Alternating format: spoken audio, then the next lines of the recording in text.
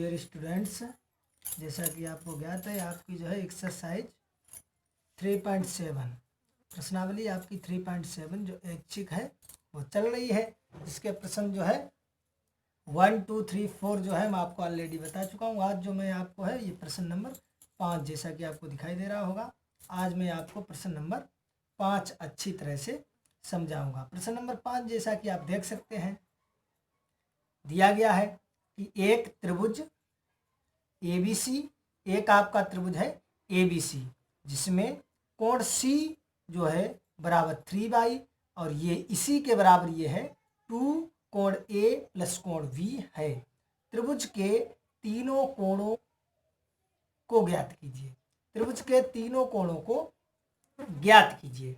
आप देख रहे हैं जैसे कि ये प्रश्नावली 3.7 आपका जो ये गणित है NCERT जो राजीव प्रकाशन का, उसमें आप देखेंगे जो आपकी प्रश्नावली 3.7 है ऐच्छिक, तो जिसका ये प्रश्न नंबर 5 आप देख सकते हैं अपनी गणित की किताब में भी, और आपको जो है आपके मोबाइल की स्क्रीन पर भी दिखाई दे रहा होगा। दिया गया है कि एक त्रिभुज ABC में कोण C बराबर 3, कोण V बराबर 2, कोण A प्लस कोण V है।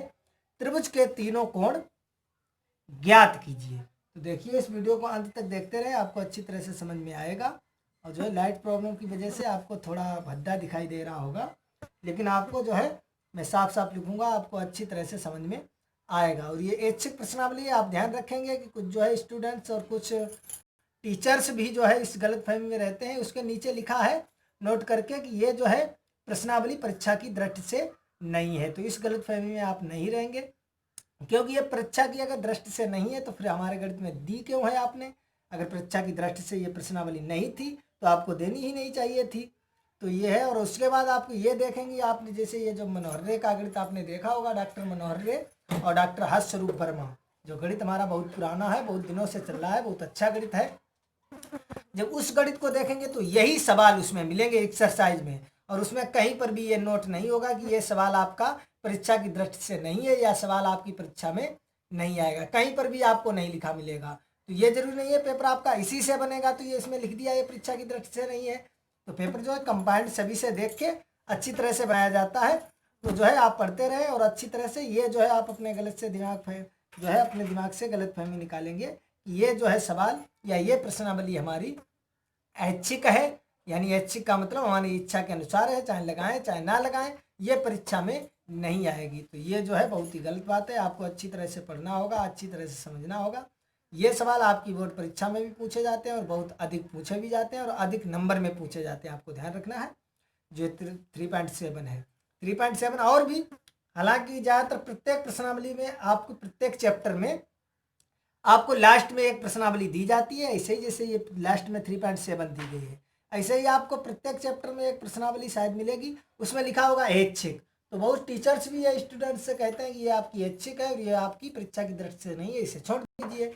और कुछ जो स्टूडेंट्स भी जो है कहते हैं कि सर ये जो है अगर टीचर पढ़ाने को भी होता है तब भी स्टूडेंट्स कहते हैं कि सर ये परीक्षा की दृष्टि से नहीं है तो आप इसे क्यों पढ़ाएंगे, इसे छोड़ दीजिए। तो ये गलतफहमी आप अपने दिमाग से निकालेंगे तभी हमारे वीडियो को अंत तक देखेंगे।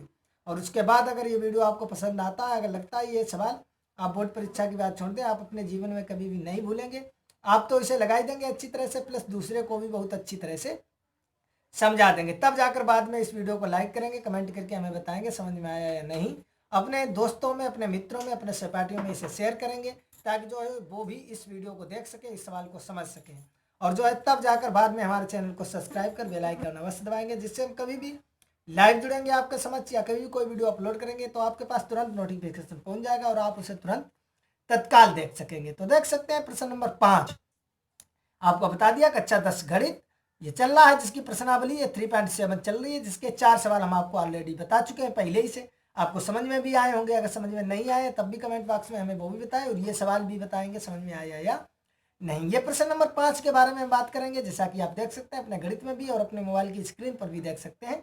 दिया गया कि एक त्रिभुज है ABC, कोण C बराबर 3 कोण B और ये इसी के बराबर है 2 कोण A प्लस कोण B। देख सकते हैं आप है, त्रिभुज के तीनों कोण ज्ञात कीजिए। ये जो है आपको लगाना है, त्रिभुज के तीनों कोणों को ज्ञात करना है। तो बहुत सरल है, कुछ भी नहीं है। तो मान लो देखिए हम इसे हल करते हैं। तो मान लो माना कोण A बराबर यक्स और कोण बी बराबर वाई। हमने मान लिया कोण ए बराबर यक्स अंश तथा कोण बी बराबर वाई अंश।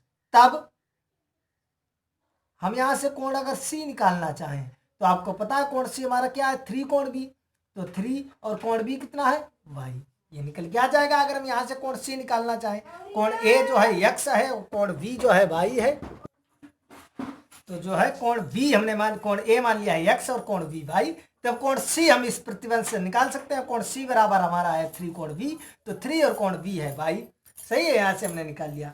अब आपको देखना है, अगर हम लिखना चाहो तो यहाँ से लिख भी सकते हैं, चूंकि कोण सी बराबर 3 कोण बी, यहां से ये निकल के आया है। अब यहां से देख सकते हैं दूसरा आपका दिया गया है ये प्रतिबंध, यहां से दिया गया है कि 3 कोण बी बराबर हम इसे ले सकते हैं 2 कोण ए और प्लस कोण बी, सही है, समझ में आ रहा है।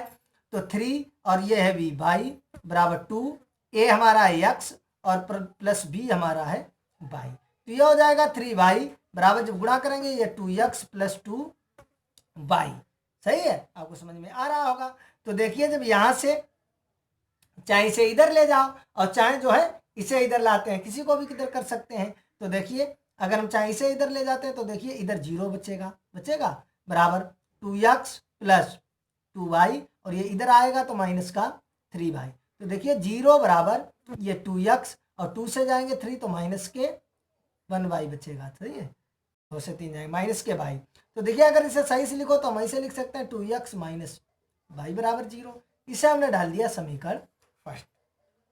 यहां तक आई होप आपको अच्छी तरह से समझ में आ गया होगा। ये आपका प्रतिबंध दिया गया था, ये देख सकते हैं आप, इसमें हमने मान रख दिया, देखो b का y और a की जगह x, b की जगह y, देखो गुणा कर लिया, ये आ गया है, इसे हमने उधर भेज दिया, इधर 0 बचेगा, ये 2 से 3 जाएगा माइनस का y, तो 2x माइनस y बराबर 0 हमने सीधा करके लिख दिया है। अब आपको एक प्रतिबंध और याद होगा, यहां से लिख सकते हैं, चूंकि कोण a प्लस कोण b और प्लस कोण c बराबर 180 अंश, ये आपको याद होगा कि त्रिभुज के तीनों कोणों का योग कितना होता है 180 अंश।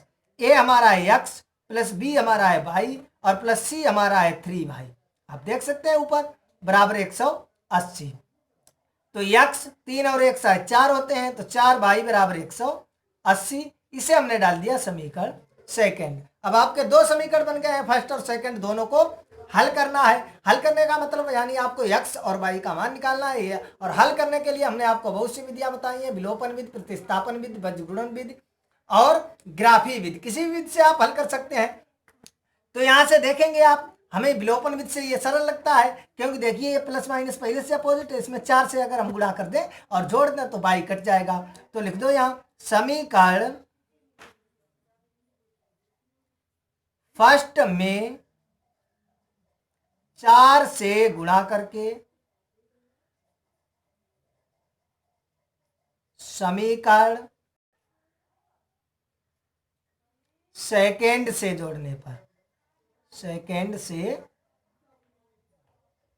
जोड़ने पर, ये आपको समझ में आ रहा होगा, सेकंड में जोड़ने पर। तो देख लो फर्स्ट में 4 से गुणा करेंगे तो ये हो जाएगा 4 दूनी 8x माइनस के 4y बराबर 0, ये आपका x और प्लस के 4y बराबर 180। तो यहाँ से देखिए पहले प्लस माइनस ये कट गया, 8 और 1 9, x बराबर 180 में जोड़ेंगे तो 180, x बराबर निकालेंगे तो 180 ये भाग में आ जाएंगे, 9 दूनी 18, तो x बराबर आ जाएगा 20 अंश। कितना आ गया है 20 अंश, आप देख सकते हैं x बराबर आ गया है 20 अंश। x का मान किसी में भी रख दो, तो यहां से रखेंगे x का मान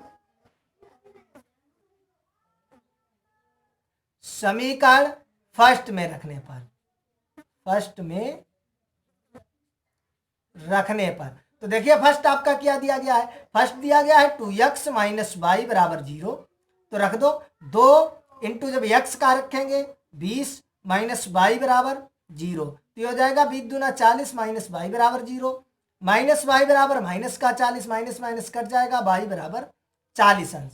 x बराबर हमारा आ गया है 20 अंश और y बराबर आ गया है 40 अंश। तो बस हमें तीनों कोण ज्ञात करने हैं, तो यहां से हम लिख सकते हैं अतः कोण A बराबर, और कोण ए हमने x माना है, x हमारा कितना आया है 20 अंश, और कोण b बराबर, कोण b हमने माना है बाई, बाई हमारा है 40 अंश, और कोण c बराबर, कोण c आप ऊपर देख सकते हैं जो हमने बता चुके हैं 3 बाई है, तो बाई हमारा है 40 और 3 बाई यानी 4 तिया 12 120। ये तीनों कोण के मान आ गए। आप आई होप आपको अच्छी तरह से समझ में भी आ गए होंगे। यहां से आप देख सकते हैं तीनों कोणों का योग जो है कितना होता है, तीनों कोणों का योग जो है 180 होता है। तो जोड़ लो 120 और 40 और 60 तो 180 हो गया है। तो आई होप यहां से आपको जो है अच्छी तरह से समझ में आ गया होगा। अब देखिए प्रतिबंध से आप आंसर चेक, कोण सी बराबर को 3 कोण है भी, तो देखिए वहां से भी 4 तिया 12, वहां से भी अपना आंसर देख सकते हैं। तो चलिए जल्दी जल्दी में मैं आपको फिर दोबारा एक बार बता देता हूं, समझ लें इसे।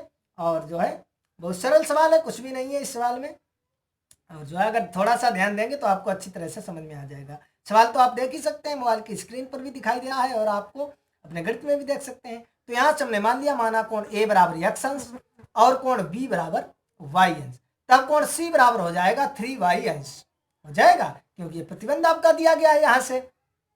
अब आपका यही दिया गया है 3 कोण बी बराबर, ये आपका प्रतिबंध दिया गया है। यहाँ पर हमने मान रखे, इसे देखिए गुणा भाग करके ये हल किया है, हल करते गए तो आपका ये बन गया, इसे हमने डाल लिया समीकरण फर्स्ट। जब ये फर्स्ट बन गया तो आपको ये भी प्रतिबंध मालूम है कि कोण ए प्लस कोण बी प्लस कोण सी बराबर 180 अंश होता है। तो तीनों कोणों का हमने मान रख दिया, ये x है, ये y है, ये 3y है, जोड़ के हमने ये बना लिया, ये आपका बन गया समीकरण सेकंड। अब समीकरण फर्स्ट और सेकंड को आप हल कर लीजिए, क्योंकि भाई x और y के मान निकालने हैं। तो हल करने की आपके पास 3-4 विधियां हैं, किसी भी विधि से आप हल कर सकते हैं। आपको जो भी विधि अच्छी लगती है, जो भी विधि आपको बेस्ट लगती है, उस विधि से आप हल कर सकते हैं। तो अब यहाँ पर हमें जो है विलोपन विधि अधिक अच्छी लगी, तो विलोपन विधि के लिए हमने ये किया है।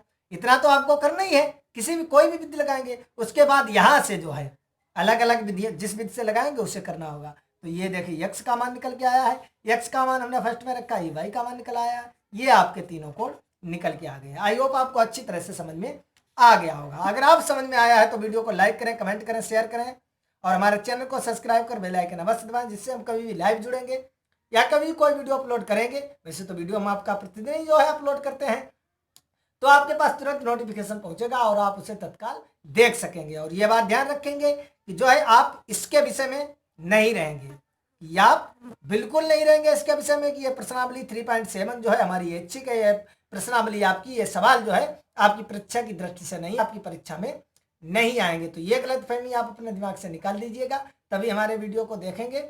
और जो है इस वीडियो में इतना ही, मिलेंगे नेक्स्ट वीडियो में प्रश्नावली 3.7 ऐच्छिक प्रश्न 6 के साथ।